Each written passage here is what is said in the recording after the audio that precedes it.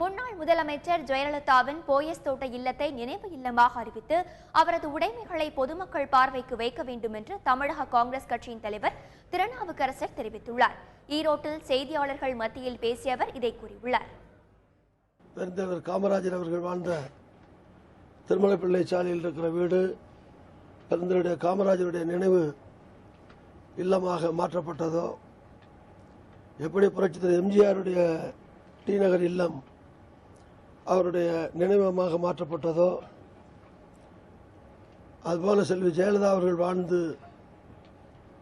மறைந்த அந்த போயஸ் தோட்டத்தில் இருக்கக்கூடிய அந்த வேதா இல்லம் என்று இருக்கக்கூடிய அந்த அவருடைய வீடு செல்வி ஜெயலலிதா அவர்களுடைய நினைவு இல்லமாக மாற்றப்பட வேண்டும். அதற்குரிய நடவடிக்கைகளை முதலமைச்சர் முறையிலே திரு பன்னீர்செல்வம் அவர்கள் எடுக்க வேண்டும்.